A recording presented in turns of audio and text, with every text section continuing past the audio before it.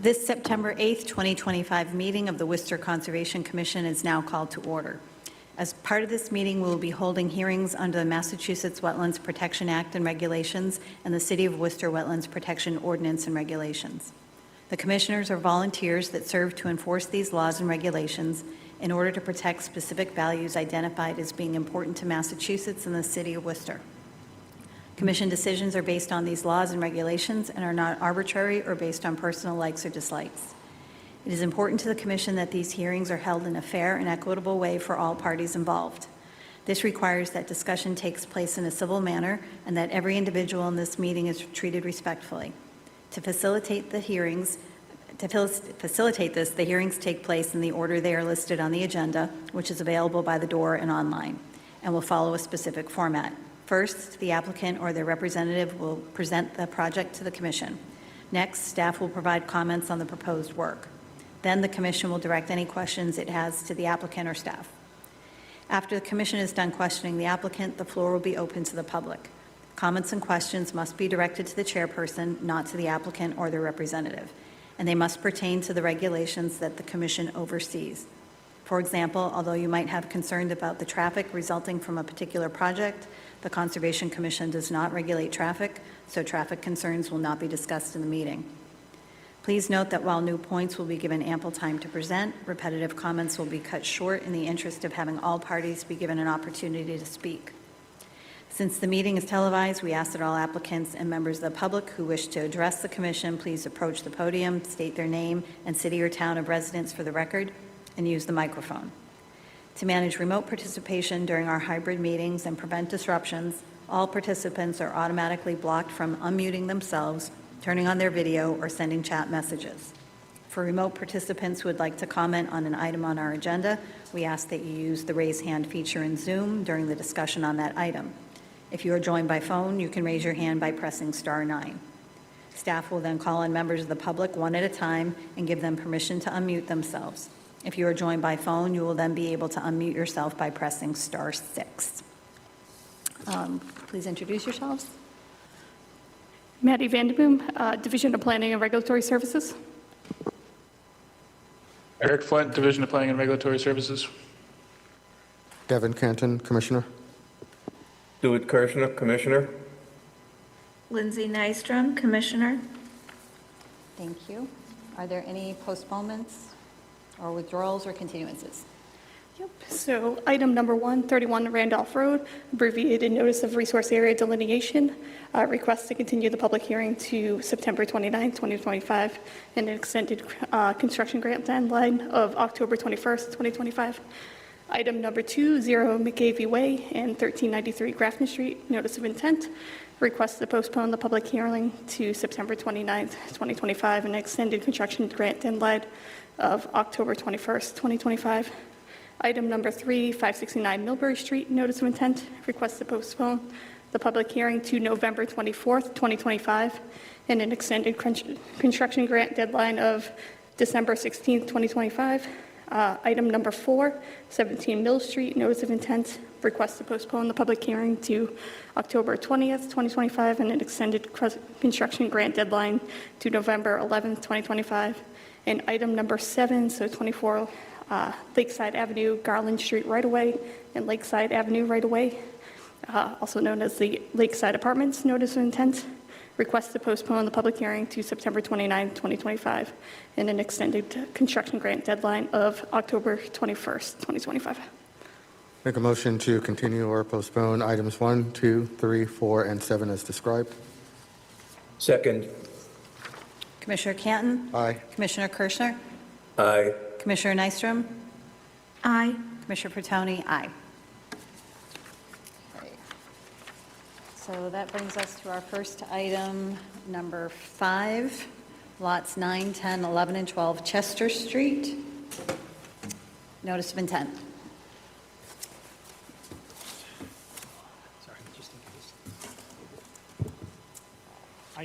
Through the chair, I'm James Tatro from Expedited Engineering here representing Modern Structures, Inc., of which the gentleman seated before you, Mike Pham, is principal. What you have before you is a notice of intent for construction on 4 lots on the south side of Chester Street, which don't actually have one of those things where the assessor gave it street number 0. It's next to number 31 Chester Street for reference.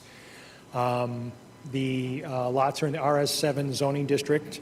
They're sized to be a little bigger than that is the minimum requirements for that. We're proposing 4. Do we actually need my board? Could actually come in handy once. I feel like I'm wasting my time bringing it just in case, and So we, I can most of us certainly wait a have, minute. can see it on our computers. Oh, okay. So we had wetlands investigated on site by Scott Heim of Wetland Scientist of Northeast Ecological Services, and he found a wetland area toward the back of a few of these lots, actually, I should say areas, plural, which were being fed by runoff from the adjacent Assumption College land. But he found that those wetland areas did not extend down the hill, down the property to Chester Street. We're also working within 100 feet of catch basin. There is an existing one in front of, I believe, Lot 10, or, excuse me, Lot 11, excuse me. The site is a hillside, working its way down from up above. You're kind of at a plateau. I should also note it for context that there's a sewer easement about 2/3 of the way from the front to the back of these lots that takes a lot of flow from further up Chester Street, carries it through, I believe, the Assumption College site. The site has a significant grade from that sewer easement down to the road. You're basically looking at 672 to, depending where you are, 622. It's about a 50-foot drop over a few hundred feet. We initially drew these plans up, excuse me, submitted them. City staff, we were proposing to create slopes, and we're trying to provide adequate information in regard to the stabilization of them. City staff recommended that we instead go to retaining walls behind these lots, and that's what the site plans that we've submitted show. We made some minor revisions to the placement of those. I think we had one wall just into the city sewer easement, and just as a quick digression, that sewer easement will actually have to be moved a little bit to the, as you're looking at that plan, the left or to the west, as the actual sewer manholes are almost out of it, or almost out of it, rather than being centered in it. But again, what we've got is an undeveloped site. It's heavily wooded, has wetlands at the back of it, or really appear to be sort of depressions created probably at the time of the installation of the sewer and the sewer easement. Everything drains to either the abutter number 31 or Chester Street. And we're proposing 4 single-family homes on these lots, meeting the zoning, with each one having a infiltration structure standing in the road at the front left of the property to receive roof runoff. Each of those would be able to accept and infiltrate all the runoff from a 1-inch storm. But we're not proposing to alter any wetland areas. We're not proposing to work within the city's no build and no work zones. We're respecting those. We made changes to these plans pursuant to staff review. We added wording about dewatering, which is a legitimate concern where there's such a significant cut in part of this. We also made some revisions to the road sediment control barrier limits per city suggestions, and I guess I'll just leave it at that and try and answer questions. I would just also note that when we first sent this into DEP, We had not included a stormwater report checklist, and DEP said, even though you haven't reached the 5-lot threshold absolutely requiring it here, there are potentially other lots, and DEP said, give us a stormwater report checklist, which we did subsequently submit. To try and answer any questions. And I would just note, we had some correspondence with Mr. Flint, and we're trying to hash out how to deal with some of the stormwater management standards. And we asked to show up here, at least to just introduce this project to the commission and work forward from here. But I'll try and answer any questions. Okay. Any staff comments on the project? Sure. So as Mr. Tetro noted, this was filed under both the WPA and WPO. We did issue comments similar to DEP regarding the applicability of the stormwater standards. Basically, if you're proposing 5 to 9 units, you need to comply to max extent practical, and more than 9, you have full stormwater compliance. And since there is 12 lots here, the intention was just to essentially just treat these as if they need to comply fully, so that there aren't issues down the line when future lots are developed. We had some comments related to erosion control locations, test pits, catch basins, some kind of minor plan things that have been adjusted since in revised plans. DPW also issued comments. We are still waiting on their feedback on the plan revisions to make sure that everything on their end has been addressed. And then, as James mentioned, the one kind of point that we've been going back and forth on today was the compliance with Standard 2 and the increase in peak rates to the design point, the Chester Street design point. So between now and the next meeting, we can try to set up a meeting for staff and the project team to meet to discuss that and figure out a way forward on that piece. So again, we'll be looking for a continuation to our next meeting, but happy to answer any questions if the commission has any. Okay. Thank you. Commissioners, questions, comments? Through the chair. Just a question on sequencing for lots, is that 9 through 12. 12? Is the intent to have them all cleared and built at the same time, or is there a sequence? We're planning to do two at a time. 2 at a time, And we're okay. only going to clear up to the spot where we need for grading.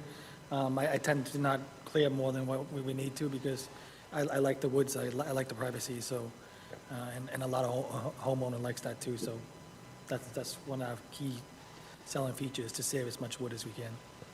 Great, thank you. Yeah. Toward that end, I would just note the grading proposes to try and leave as much as we can at the boundary between Lot 12 and the existing house number 31. Any other commissioners, questions or comments?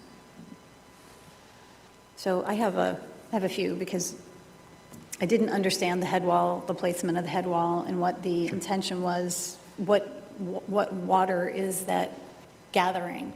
There's actually, well, I can tell you, I've been up there 5 or 6 times now myself. I've never actually seen water flowing out of those wetlands, but there's a 3.5 to 3.6 acre watershed on the adjacent property, part of Assumption College. It's almost all, except at the very end of it, a wooded area. But we believe that in a significant storm event, a 10, 25, 100-year storm event, there would be such a flow out of that wetland area that you would have a real danger of significant erosion of either slope or undermining of retaining wall behind those lots if that wasn't picked up.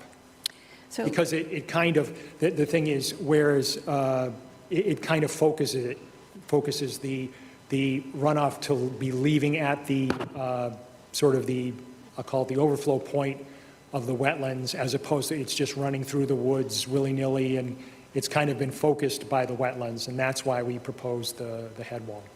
so you're saying that if I went up there, I would see some evidence that there is a natural pathway to where you're planning to put the head wall? To me, You actually wouldn't see anything now. so that says- so that's my question. So, I That- mean, if you're intending to direct flow to the head wall, then that means you're working in the buffer zone for sure. And if you're Yes. not intending to direct flow to the head wall, why do you need a head wall? Well, we are working in the buffer zone, and we readily acknowledge that. I mean, the proposed head wall is, here is the 100-foot buffer limits, here is 30 feet, so it's probably halfway, it's probably 65, 70 feet. And actually, what you're suggesting came up as a comment, I don't remember if it was from Eric or Maddie or other staff.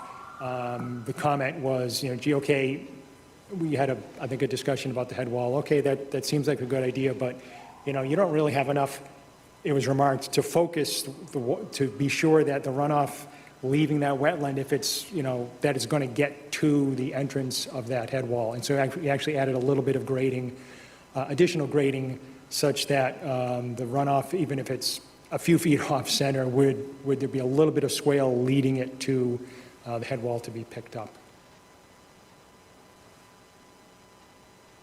I guess I'm just confused as to if you don't know that there's a problem, What? is it an anticipatory? Yeah, that's exactly what it Right. is. No, that's exactly what it is. There's no problem right now. And again, if you walked up there, especially even after the recent rain at a relatively dry time, you wouldn't, there's no flow path.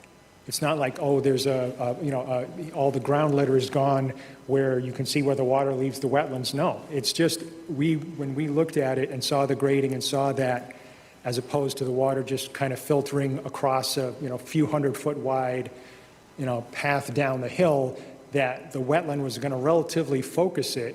We said, we can't really let this go over our first slopes and now retaining walls, as it would be a big erosion danger. I don't know how it could be a big erosion danger if you have no evidence that it actually even flows out that way. I'm just trying to understand it. Only, I would say, it's really a danger for probably the 10-year and up frequency storm event, the bigger storms.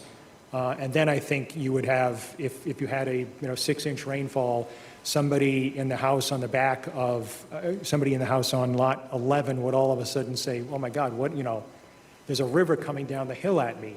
What is this?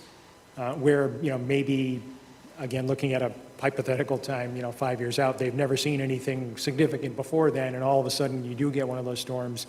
And if we didn't have, and it is relatively focused by the wetland and where it would leave the wetland, and could be a real problem. I agree, that head wall is going to, 99 and some change % of the time, look like, like a mistake. But the other 1% of the time, or fraction of a percent, it's going to be a godsend. So who ends up maintaining the head wall? I mean, it sits on, one lot, but obviously it's designed for all of them. Whose job is it at the end of the day after these properties are sold? Well, actually, this became part of the discussion with, earlier with staff, was that the question was, how is the retaining wall going to be maintained? Who's going to, is one guy going to look up to a point like right here, and then his property line is there and he stops? If he's the only guy, and there would have to be a mechanism for a more concerted or coordinated review, and that would have to take care of that, the head wall also, because it can't really be the owner of, I guess, lot 10 would be, technically the owner of the head wall, and that, whoever that is, that he or she is not going to feel like they're the owner of it. And so it has to be HOA for the, We have to come up with some kind of HOA plan so they can take care of all the retaining walls together. So because if one person doesn't take care of it, the other person take care of it, eventually it's going to fail. So we have to make sure that all the walls are taken care of. So these properties are going to be sold then, with that type of condition on them? it would have to be, because otherwise it's just not realistic maintenance. No, and then inevitably, somebody turns around and says the city put it in, and Yeah. 30 years from now, we're going, I don't think so. So tell me something about, there's another pipe structure. Yeah. What is that? And, I mean, it looks like it's coming from the sewer. Oh, is this the, well, the existing sewer main Yep, that runs, I'll use the board again. It's running basically south. It's entered the property up by, near the intersection further uphill, and it's running south, and it actually continues onto the Assumption College property. right, but there's I'm just trying to read the note here, an 8-inch PVC, 8-foot-long Tacom flow. Okay. That's because there's not a gravity sewer in Chester Street. Those lots, to my great surprise, and I was informed by Mr. Trimble and Mr. Green at the engineering, the lots on the other side of the street actually are discharging via, I believe, I wouldn't necessarily say that it's an E1 model pump, but there's not a gravity line right in front in the street, despite there being existing houses that are sewer serviced on the other side of the street. So we had a choice between trying to work out how to pump into that force main, which was going to be a very odd thing, getting into the street, figuring out what, pressure they're working at, et cetera, a whole slew of variables, or trying to pump to one of the existing sewer manholes behind us. And in a different instance, what the city had asked us to do when pumping to a sewer manhole said, give us a pipe outside of the Okay, manhole. I understand now. All right, so it's all flowing this way towards Yep. this, towards the sewer. And it's just to calm down the flow before it gets into the manhole, in case any guy is ever having to go in there, he's not dealing with a spray, it's something that's just a calm down flow. by Okay. that point. All right. And then same thing in terms of a maintenance of, is Oh. this some type of a common force Yeah. out? And it Again, yeah, that absolutely requires it because all four, are sharing something? exactly, Okay. yeah. All right, I understand So now. there's multiple reasons why it's the right choice here. Okay. And I just saw a little bit of the discussion with Eric regarding the stormwater compliance component. And, you've been to these meetings before, I'm also a stickler for meeting it, not just because, it's an exercise that you need to meet it, but there's a reason it exists. Yeah. And since the stormwater that enters Chester Street goes right down to Indian Lake, any additional amount of stormwater flowing down there is a cause for concern. It's already an impaired water body. To have more untreated, potentially silt-laden water flowing is not my favorite thing. Understandably. So anything we can do to, to mitigate introducing more urban surface water into an existing impaired water body is something I'd like to see. So I understand, so at this point, we're postponing. We will ask to You're continue. not looking for is that your intention tonight? Yes. Okay. Yes. Do we have, Well, yep, go ahead. Questions from the public? Anyone here for this item? Anyone online? No, nobody online? we did our best to bring an audience to you. These other people had fallen away. We thought maybe we can fill the stands, but Yeah, no, if people show up for your meeting, it's probably not a good thing for you. Make a motion to continue item 5 to the next meeting? Is that to the next meeting? Second. Yep, okay. Commissioner Canton? Aye. Commissioner Kirschner? Aye. Commissioner Nystrom? Aye. Commissioner Frattoni? Aye. So we'll see you next thank you. time. Yep, we're going to work with Thank staff you. and try and hash this out. Appreciate it. Next item, notice of intent, number 6, 301 Green Hill Parkway, Green Hill Golf Course.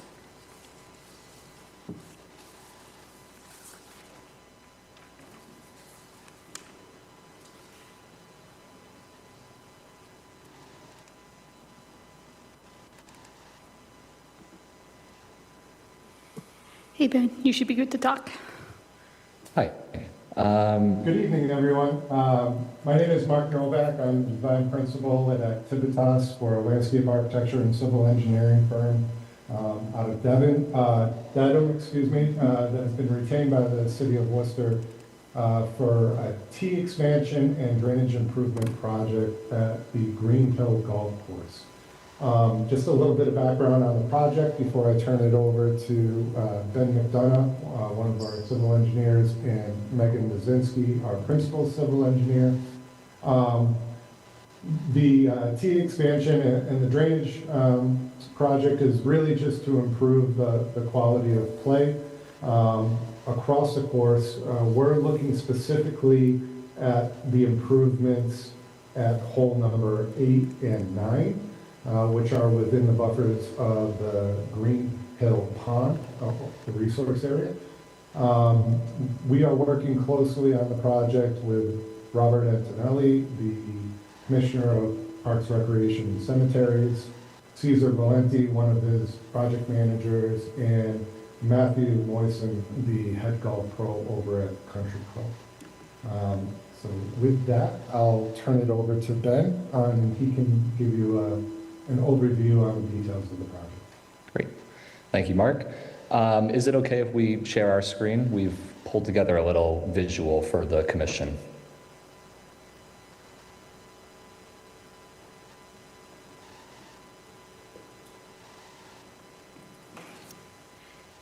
Yep, let's see.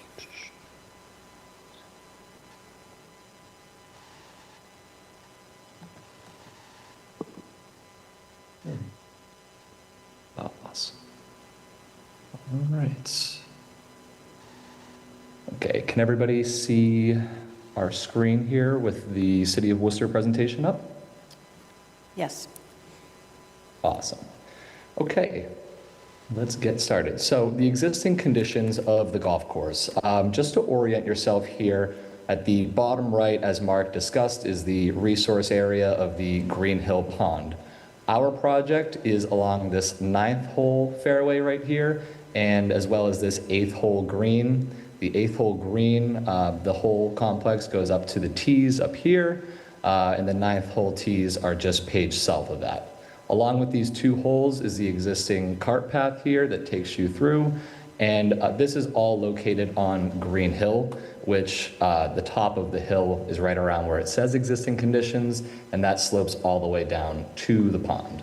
So as you can see from this aerial, the golf course has been having some issues with the runoff coming down this hill.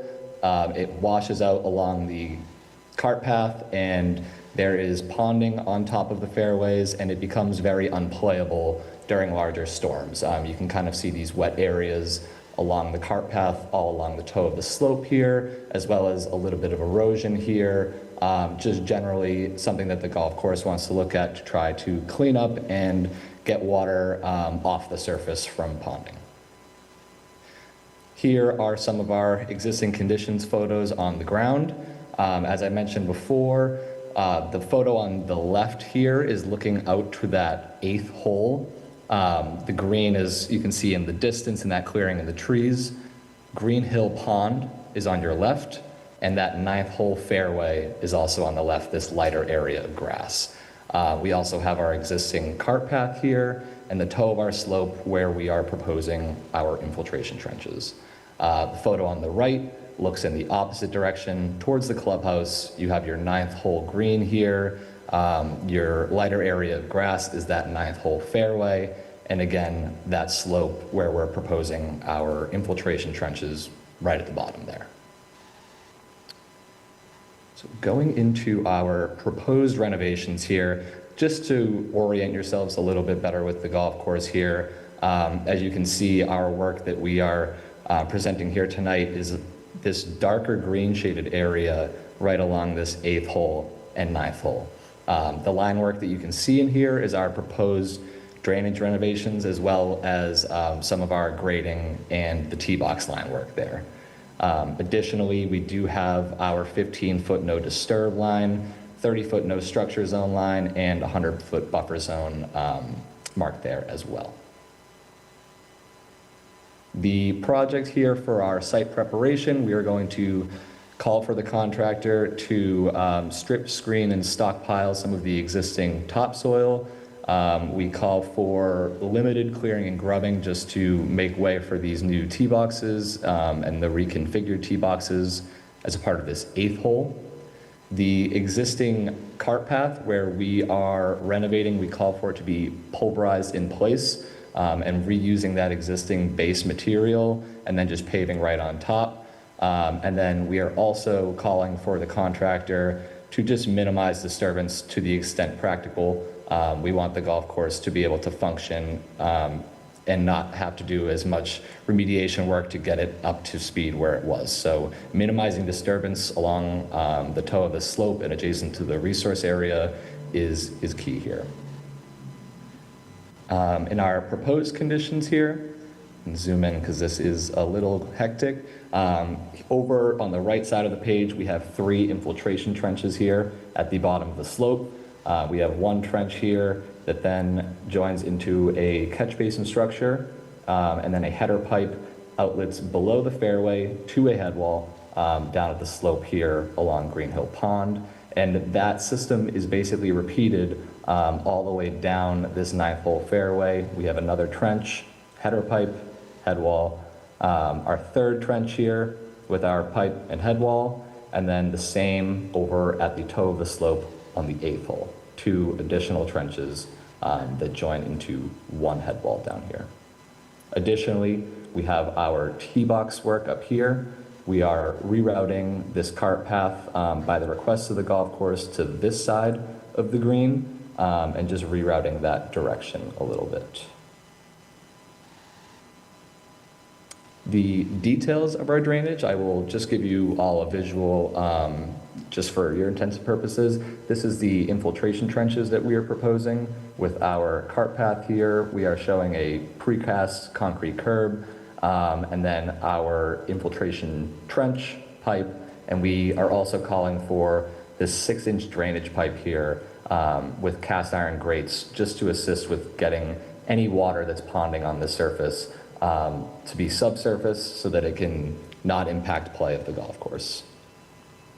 Additionally, in the fairways, we are calling for some lateral drains just to ensure that there is no ponding on those fairways and that they're playable, which are these details down here you see. And our head wall details here sized with the proper energy dissipation bowls just to ensure that there is no scouring at our resource areas. Okay, so then we end here on this rendering and open it up to questions and discussions. I would like to add real quick, we did get a DEP number today and 2 comments, which we are happy to go over with the commission. One of the comments the commission already touched on, but it was related to our treatment train, which we addressed in our comments back to the commission. And then the second comment the DEP issued was in relation to test pits to confirm soil type and groundwater. We are happy to go out and perform some test pits. Just for the commission's knowledge, we are about 15 feet higher than the pond. So groundwater isn't anticipated to be an issue here, but just for the commission. And with that, we'd like to open it up for any questions and some discussion. Staff comments on the project? Yep, I don't have too much on this one. We did receive the DEP comments today as well. The TSS removal spreadsheet was something that had been provided to us previously after we issued our comments. Other than that, we had just asked for just labeling of buffer zones on the plans. We talked about encouraging the planting of native shrubs along the outfalls of the infiltration trenches, which I believe the applicant said they would be willing to discuss at this hearing. We had questions about the use of fertilizers and pesticides. We received a response that fertilizer and pesticides are not applied before anticipated rain events. And then our last comment was just about the TSS removal worksheet, which, as I said, has since been provided. So we do have the file number at this point, so we are in a position where the commission could close the hearing tonight if they feel they have all the information they need. As far as the test pits go, I think just based on this particular site, staff would not have an objection to doing test pits as a condition of approval in an order of conditions if the commission chose to do that tonight. Happy to answer any questions if the commission has any. Questions, comments from commissioners? Yeah, through you, Madam Chair. I just had a general question. The location of the head walls right outside of the 30, I was just wondering what drove that location. Like, is there something that was preventing or guiding you to not have it closer to the green and further away from the water's edge? Yes, so the location of those head walls were mainly just decided based off the slope of the pipe coming out of those structures, but also trying to maximize the in-play space for the golf course. It was desired to not take away any of that usable golf space for them, so trying to have those head walls closer to the resource area and further away from the fairway or any in-play areas was the desire there.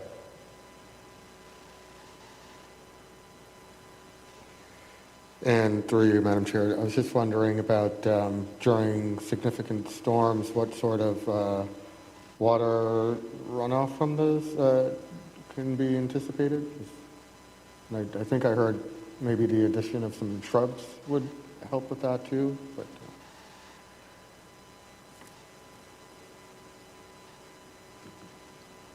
So the head walls at the outlets of them, they do have energy dissipation bowls, which have been sized according to the Massachusetts stormwater standards to prevent any scouring at those locations. We would be happy to consider it, but in terms of protection of that area, we believe that the riprap will provide that needed protection to prevent any adverse impacts to that resource area. And it should be pointed, this is Meg Buzinski with Activitas. Where we do have those located, we're really kind of just outside the existing shrub and tree line, kind of adjacent to the pond. So in addition to the energy dissipation bowls, then any runoff that does eventually come out of those bowls would run through the existing vegetation. So there's kind of an additional layer of filtration naturally at the site. I think we missed the very beginning of your comments, but I think we got the gist of it.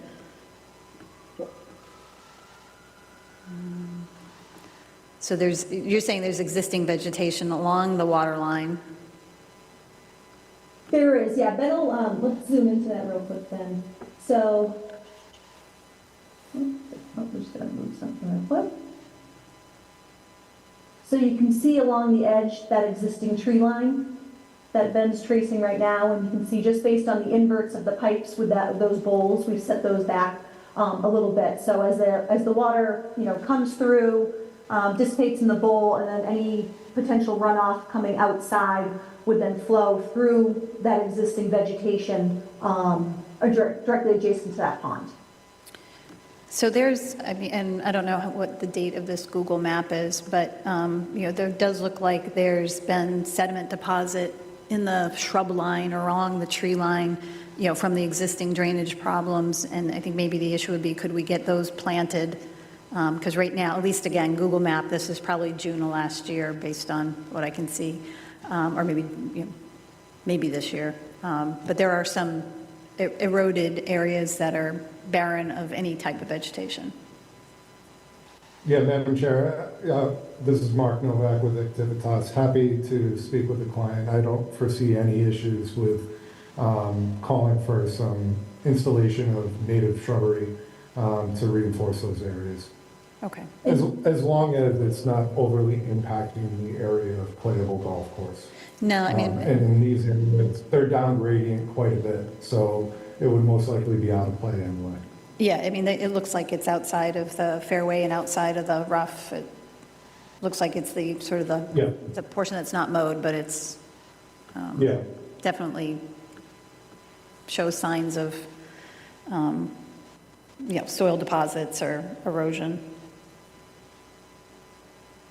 Understood. Yeah, and I think we could walk with the conservation agent, if that's helpful to identify some of those spots, and we could add those to a plan as a condition, or whatever you need there, for sure. Okay, thank you. Any other comments from commissioners? Anyone here from the public? Anyone online? Make a motion to close? Second? Commissioner Canton? Aye. Commissioner Kirschner? Aye. Commissioner Nystrom? Aye. Commissioner Fatoni? Aye. Is there a proposed order of conditions? Yes, so in addition to the standard conditions, we have condition number 24 for wetland flagging, 25 for revised plans, just showing shrub plantings at outfall locations as decided by staff and the applicant's team in the field. We'll have 27 for test pit data, 37 for stormwater management system maintenance, 39 for certification of stormwater infrastructure, 46 for wood removal, 49 for dewatering, 50 for cement truck washing, 51 for equipment and material placement, and condition 68 for wetland permitting. So we'd have ongoing conditions 37 and 68.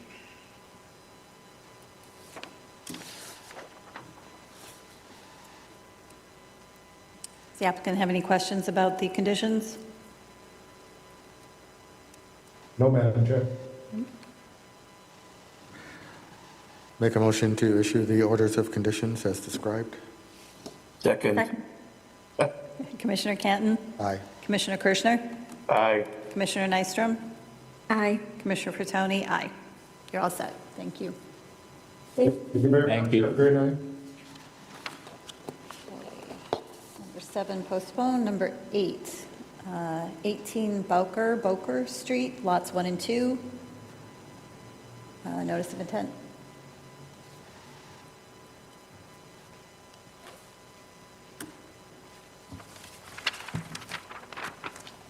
Hi, my name is Raymond Lopolito. I'm here on behalf of the Lot A, Lot 1, and Lot 2 of Boker, 18 Boker.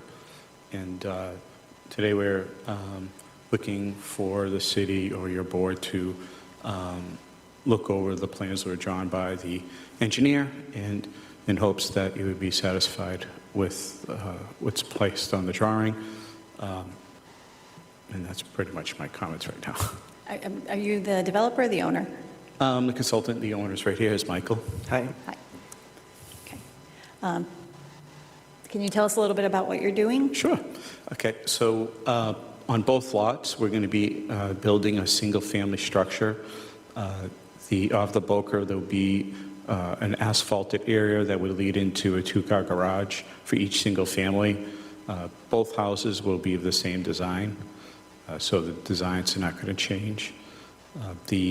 There is a little bit of a sloped area, so they're going to have to bring in a good amount of fill. So there's not really going to be any need to take any of the existing soil on the lot off-site. And for the most part, any type of movement of soil will probably go directly into the middle of where the foundation is. And there won't be much, because most of it, we're going to have to bring in a good amount of fill when it comes to the elevations and building it up to get the 4 foot of coverage for the foundations. Okay. Staff have comments on the project? Yep, so staff had relatively minor comments on the project. Basically, we requested that test pit data be provided at the location of the infiltration units. That has not been provided yet, but staff would be okay with conditioning this. Since this project is just 2 single-family homes, it does not have to meet the Massachusetts stormwater standards. And then additional comments included location of stockpile areas and associated erosion controls, and that the straw bales or straw wattles should be substituted for hay bales, just to limit any invasives that are brought in. That's all we had for staff. Okay, and those have already been shared, those Yes. comments? All right, and do you have any questions about what staff was asking for, or? No, that wasn't a problem. Actually, we shared it with our engineer, and I'm surprised he didn't have it back today, but he was accommodating to address those and making sure that it would be satisfactory to the city. Okay, so no, you don't expect any, No, I don't expect, it's a pretty simple project. There's nothing dramatic about it. any questions or comments from the commissioners? No? Anyone here on this project? Anyone online?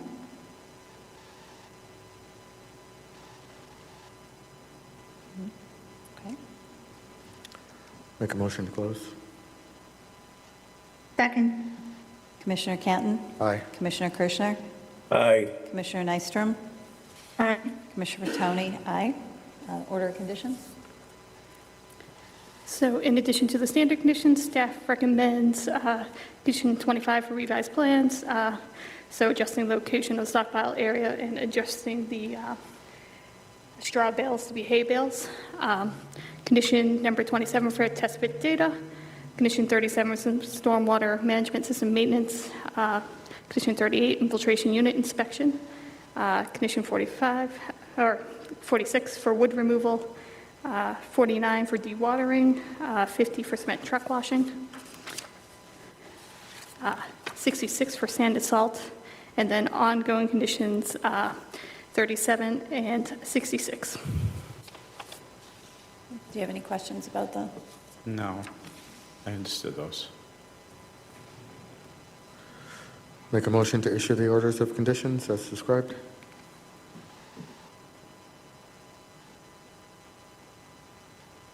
Is there a second? Second. Commissioner Canton?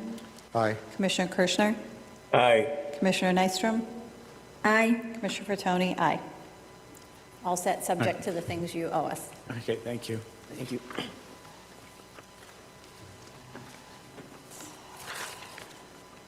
That is it for hearings.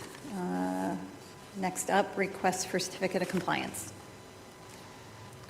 All right, first up, we have 173 Grove Street. So this was a project that was permitted back in 2018. So they were looking to rebuild the stone wall, add a concrete landing pad for the stairway, and redo some footings. The work was never completed, and since then, the order of conditions has expired. So they're looking to close out their order of conditions with essentially an invalid order of conditions, is what you guys would be voting on to close it out officially. So say that again, it's an invalid? Invalid order. Of condition. Invalid certificate of compliance, sorry. My Invalid bad. certificate of compliance, okay. Yeah, so staff did go out and visit the site on September 5th and confirmed that the work was not done, and this is what the site looks like and what it looked like back in 2018 as well, so.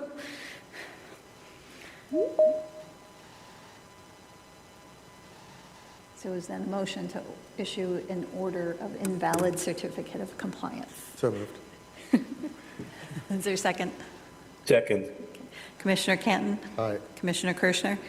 Aye. Commissioner Nystrom? Aye. Commissioner Bertoni? Aye. All right, and then up next, we have 12A Meadow Lane, or formerly known as 0 or 14 Meadow Lane. So this was a single-family home permitted back in 2022. It was permitted under the Wetlands Protection Act for construction within the 100-foot buffer zone. The house is pretty far set back from the 100-foot buffer, but a little bit of the property did fall within. So staff did conduct a site visit on September 5th and confirmed the site is fully stabilized. They did end up leaving a good amount of the native, or the existing vegetation to kind of block or protect, the wetland area, and did a lot of plantings as well on the property. Staff has no concern with the issuance of a complete certificate of compliance. Motion to issue the certificate of compliance. Second. Commissioner Canton? Aye. Commissioner Kirschner? Aye. Commissioner Nystrom? Aye. Commissioner Bertoni? Aye.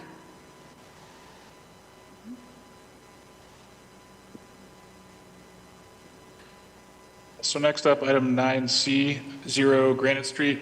This is actually one of the properties that the commission is the custodian of. This is part of the Broad Meadow Brook Wildlife Sanctuary area. And this order of conditions was originally taken out in 2022 for the replacement of a culvert that had really just blown out. It was previously like a twin pipe culvert, and the pipes were like rusted out and cracked, and the trail above it had washed out. Grid uses this as a secondary access way to their to the transmission line adjacent to this. So they were the ones who permitted and completed this work. There was a discrepancy between the plans as far as what they called for embedment of the lower end, the downstream end of the culvert. But then the applicant did come in front of the commission probably about a year ago with some suggested remediation to kind of remedy that. So that's been completed. They were looking for a COC at the end of last year, but we suggested they hold off until the ground was more stable. And at this point, there does seem to be at least a thin layer of vegetation pretty much along the entire slope. There's really no signs of erosion on the hillside. So at this point, staff is comfortable issuing with the issuance of a complete COC for this project.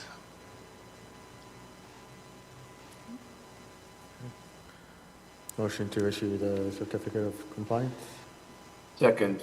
Commissioner Canton? Aye. Commissioner Kirschner? Aye. Commissioner Nystrom? Commissioner Nystrom? Aye. Commissioner Fatoni? Aye.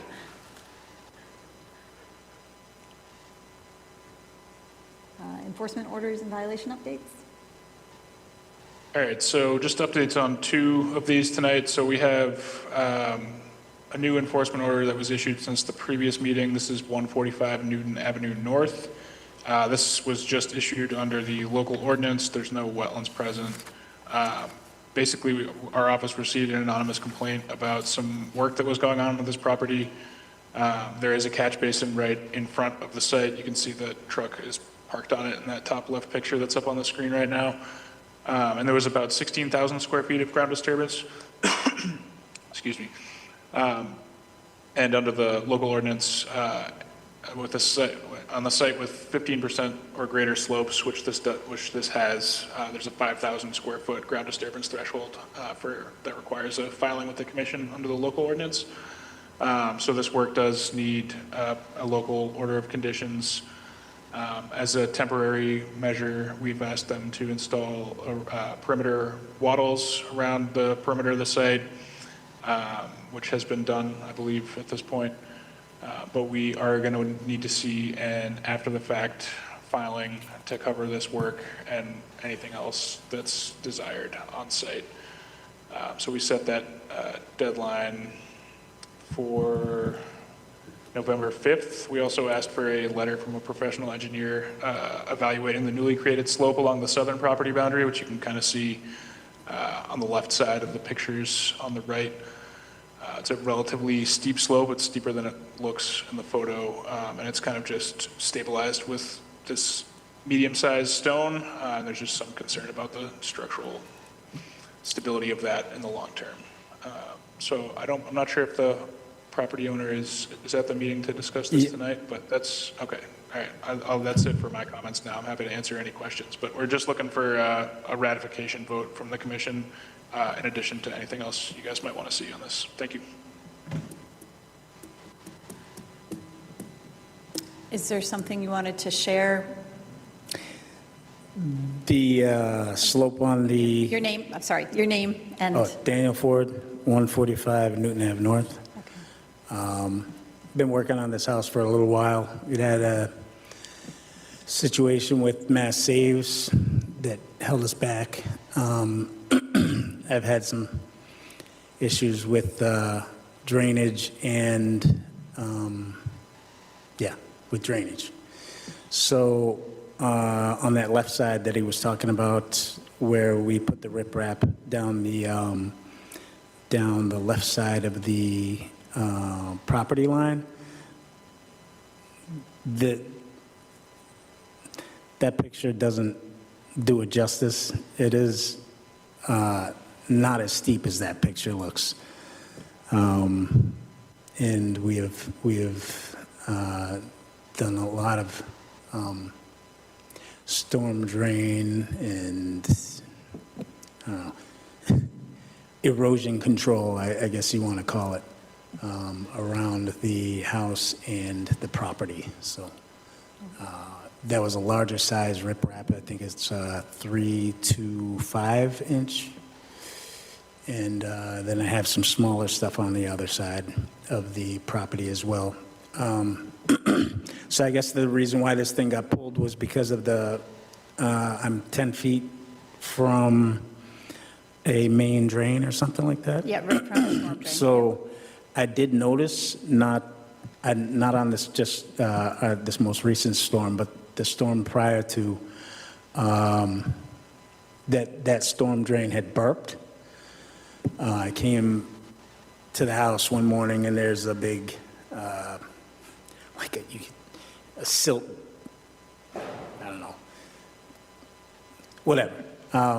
But my property is on the downslope of that, so it's, the drain's up here, the slope is down here, and anything that would happen to get over that curb line would end up in our back, well, prior to doing any of this erosion control, would end up on the, like, basically pressing against the foundation of the front of the house. It's sit. And when we bought the house, there were bushes that were the height of the front of the house to the second floor, which we have removed, and there was quite a bit of damage that we had to fix. So I'm just trying to make it livable. Understood. All right, so what we have to do here is we just currently vote on the enforcement order. Okay, And then you need to come back. Okay. November 5th is agreed upon, or that's how it's written up? Yeah, so Because- we noted in the enforcement order that on or before November 5th, a notice of intent should be filed. under To be the filed, ordinance. right? Yeah. Okay. So then you would formally come before us to propose the work that some of what you've already done. Yeah, I mean, then, I didn't know that doing yard work was sort of like, Yeah, yep. sort of like, calling the brigade. This is, To be fair, though, it's, 16,000 square feet of ground disturbance. Absolutely. Right. Creation of slopes over 15% and some serious earthwork. It's not just like Yeah, standard digging a yard work. hole and, there was a trench in the front of my house that we trenched, which we had to get the water off of the wall, so we dug down to put in drainage, French drains. And then on the left side of the house, that slope had always been there, just to rectify. okay. All right, so we need to take our vote, and then we'll see you again in a month or so? Yes. Okay, great. Motion to ratify 145 Newton now. Second. Commissioner Canton? Aye. Commissioner Kirschner? Aye. Commissioner Nystrom? Aye. Commissioner Bertoni? Aye. Okay. I mean, certainly, staff is available if you have any questions in the meantime, and they are very helpful. Beautiful. Thank you. Thank you. Any others? Yeah, next up is 757 Salisbury Street. So we had discussed this item at the previous meeting. We hadn't issued an enforcement order at that time. Staff had gone out during, in the middle of a 2-inch rain event about a month or a month and a half ago, and saw turbid runoff leaving the site. This was a similar issue that we had experienced a year or two ago when we had initially issued an enforcement order for the site. So we sent over a list of remedial actions that needed to be completed. We discussed those at the last meeting, basically just talking about, perimeter erosion controls along the driveway that you can see in the screen there, and refreshing those. There was a lot of areas of the site that really needed basically a complete refresh of perimeter controls. And there was a lot of other, things that needed regular maintenance, like silt sacks needed to be replaced. There were some inlet protections that were missing. So we talked about this at the last meeting, There wasn't immediate action on the perimeter controls, so we did end up issuing this enforcement order requiring that certain actions be taken prior to any other ground disturbing work on site. We did get confirmation from the team that those items had been completed. There are still some other items that need to be addressed. Basically, the project team's third-party engineer who's doing SWIP monitoring kind of outlined a list and put it on a site mitigation plan. And we had asked for a timetable in addressing each of those items, which we did receive this afternoon. I believe it was just before the meeting, so I haven't had a chance to look at it yet. And then the last requirement of the enforcement order was just for the applicant to appear at this meeting. So I think we're back on track here. Haven't been out to the site to do an inspection. I'll try and get out there at some point this week or next. But yeah, I guess I can, I think I see Ken Nitz all out to unmute himself. And if you want to say anything, feel free to chime in now. Yes. Hi, everyone. Ken Nitz, representing UW Senior. So since this, we have gotten all the wattles installed along the roadway, as well as the inlet protections and silt sacks. Eric and I discussed a little bit earlier.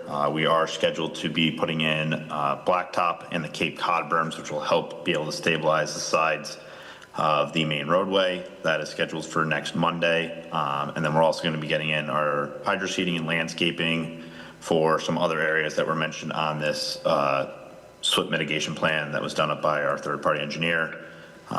I sent over that schedule just before this meeting, as Eric has said. So if there is any comments that Eric has on that, we will be making sure we get any of that rectified and handled. But for the majority of it, we were out there yesterday after that rain event. We made sure that everything was handling it should. From our inspection, we had our guy that's on site there. Everything looked to be doing what it should. During this rain event, what was a big issue was we had our trenching still open for our EV as we had hit some ledge. So that was a big factor of why we had so much turbid water coming down. But since then, we have now backfilled the EV or the light base trenching, and everything has been closed up along the roadway. So like I said, we'll be getting in that blacktop, which should help mitigate everything. And then once we get everything stabilized next week as well with hydro seeding and getting some vegetation, that will be helping take care of everything along the roadway as well. What's the timeline for the rest of this project? Like what remaining phases are there and when will it be completely buttoned up? Yep, so on the clubhouse in building 2, we are looking at getting TCOs on that this upcoming week, as well as the landscaping for the amenity area behind the clubhouse and the landscaping around building 2. That'll be also going on next week. So the remaining area will only be building 3 and that respective site work. And then some of the perimeter work, which will be getting wrapped up around the months of October, November. And then all depending on if we are able to get some landscaping in, that'll be our ultimate goal to be able to get that all in. And then building 3 will be wrapping up in the month of December. And that's the complete site? Yes. Okay. So we need to ratify this enforcement order? Correct. So moved. Second. Commissioner Canton? Aye. Commissioner Kirschner? Aye. Commissioner Nystrom? Aye. Commissioner Frattoni? Aye. Okay. We'll look for the updates.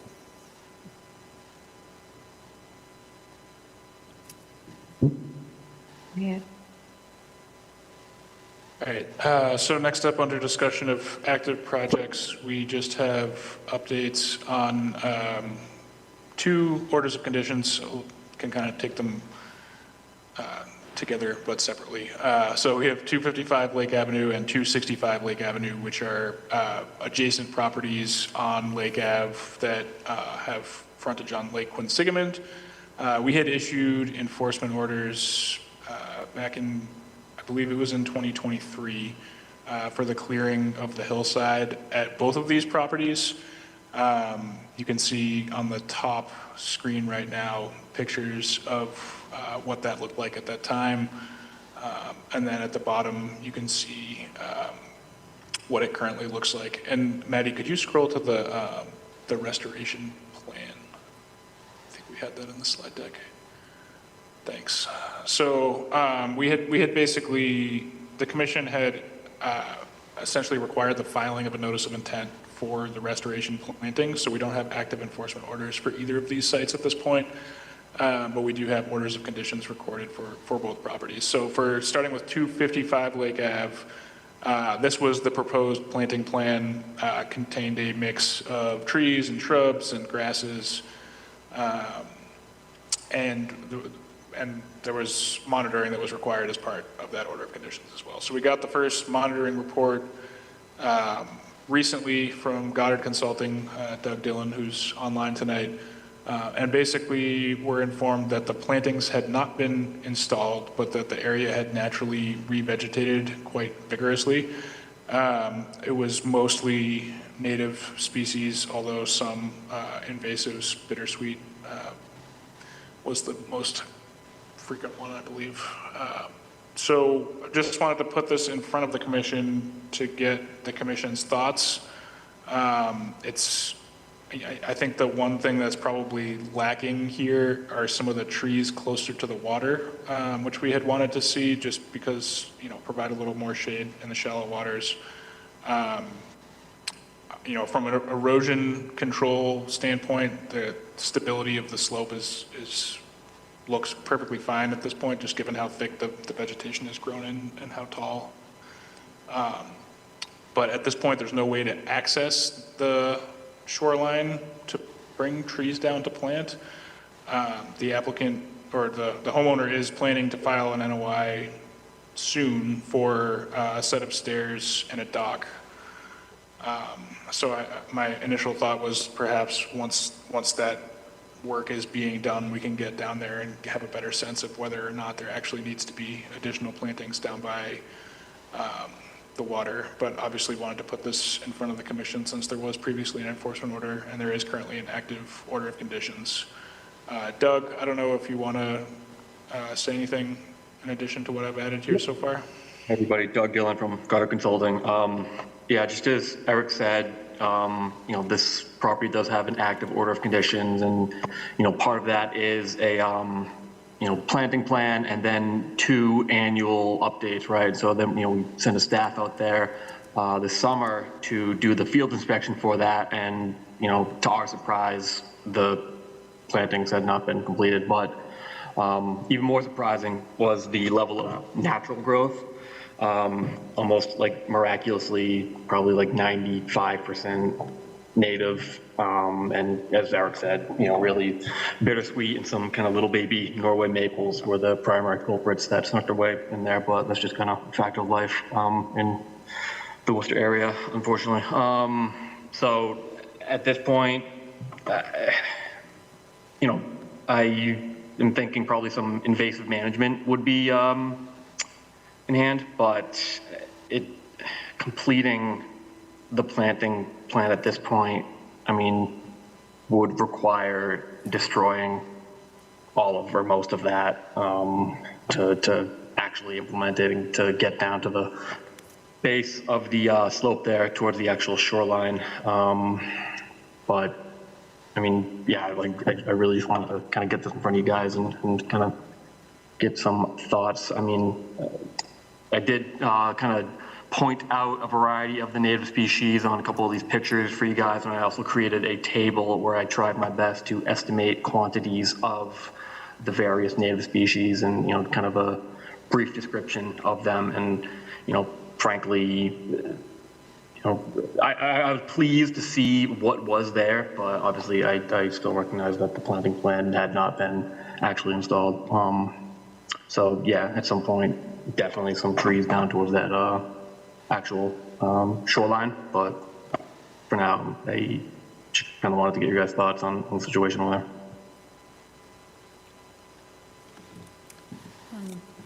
Comments from the commissioners? Through Go ahead, sorry. Yeah, through the chair. So it's unfortunate that the planting plan was not followed, and I think part of this was, there are some large trees that came down. There was some question at the time, what condition those trees were in, so, whether or not they actually had to come down, but ultimately they did. And part of the planting plan took into account putting back some trees, so it's really unfortunate that they didn't get to do that. Yeah. So to Eric's point about, future work and maybe still having an opportunity to do that, that's some good news. 100%. So, yeah. What's the timeline of trying to do the stairs and? Next couple of months, I don't have an exact timeline. I'm waiting on some kind of a concept sketches from folks other than myself, so I am not able to provide a precise timeline, but hopefully soon. And ideally, I would like to get this, this upcoming planting season, right? We can take care of this for good. Right, so have you selected trees already? Do you have availability of trees to put in place? If you're, just mentioned that, time's kind of like right now to do this, right? Sorry, can you clarify? Do you mean by selection, like additional, like species selection or? Yeah, so the trees that were slated to be planted, have you selected them? Do you know that they're available to be acquired, to be put in this planting season?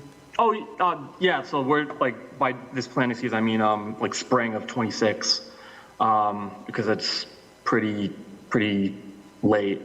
But yeah, all this stuff that was spec'd initially is still perfectly suitable, like, flowering dogwood, yellow birch. They're very common. I know for a fact, New England Woodland Plants in Bigelow, they have this stuff out the ears, so that's not gonna be a problem getting that. Do you recall, I'm not seeing that plan, what the caliper of the trees were that were? Yep, yeah, to the left there, what is that? Looks like at least 2 inch on each. It was 2 inch, yeah. Yeah. Okay.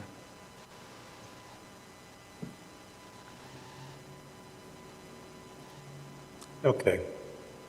Through the chair, I, for one, wouldn't want to go against Mother Nature and her wisdom.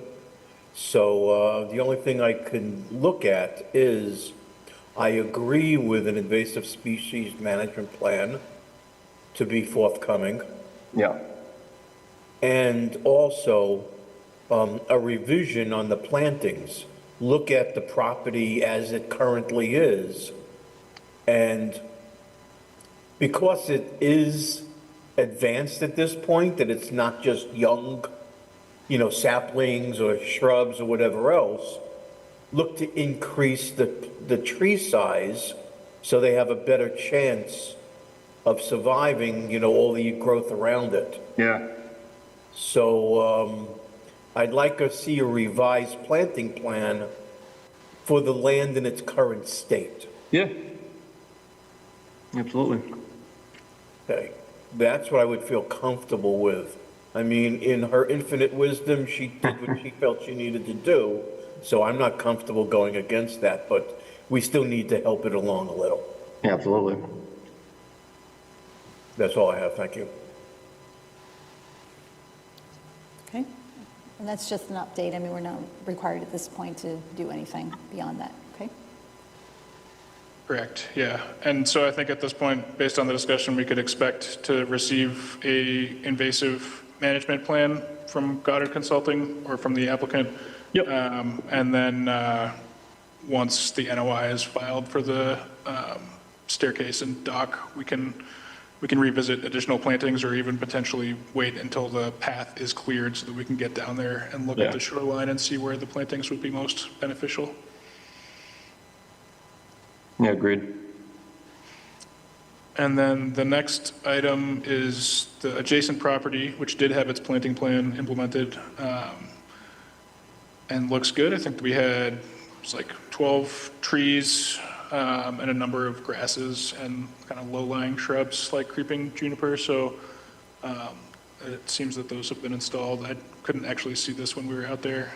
Doug, I don't know if you want to comment on the planting out here. Yep, yeah, just, you know, the other hand, right, like almost like one-to-one, you know, I included in the report I submitted, I don't know if it made it in the slideshow, but I got a receipt from the landscaper just showing he got exactly 5 flowering dogwoods, 7, you know, serviceberry, and 52 of each of those small guys there, and, you know, all of them made it in, and all of them were alive, and, you know, so they're doing well, and they take care of them and water them, and none dead, and just, you know, worked up mint.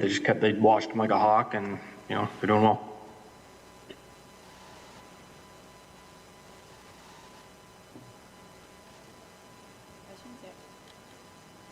So I just have one question, and it's not really about this project specifically, but any project with a slope like that, with the use of mulch. I mean, what would you do differently than mulch to stabilize the hill around the plantings, but not use mulch? Yeah, they don't show up too well in these pictures. I'm trying to kind of see if there's an area where it's poking out, but there is that whole hill slope is jute mesh net. So, you know, it's like a million little micro pockets kind of holding it in. So there is underlaying stabilization.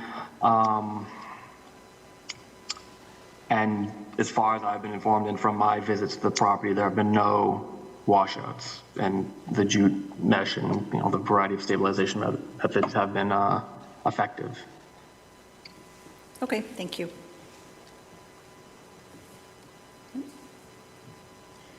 Do we have any open space discussion items? Nothing from staff at this time. Okay, communications? Nothing from staff. Okay, minutes? Yep, so we have the August 18th, 2025 minutes. We're ready for review. Make a motion to approve the August 18th minutes? Second. Commissioner Canton? Aye. Commissioner Kirschner? Aye. Commissioner Nystrom? Aye. Commissioner Fatoni? Aye. Policies and procedures? Nothing from staff. Nothing from staff. Okay.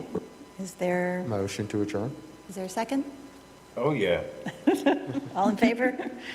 Aye. Aye. Aye. Have a good night. Thanks, everyone. Aye. Night, everybody. Thanks for the time, everyone.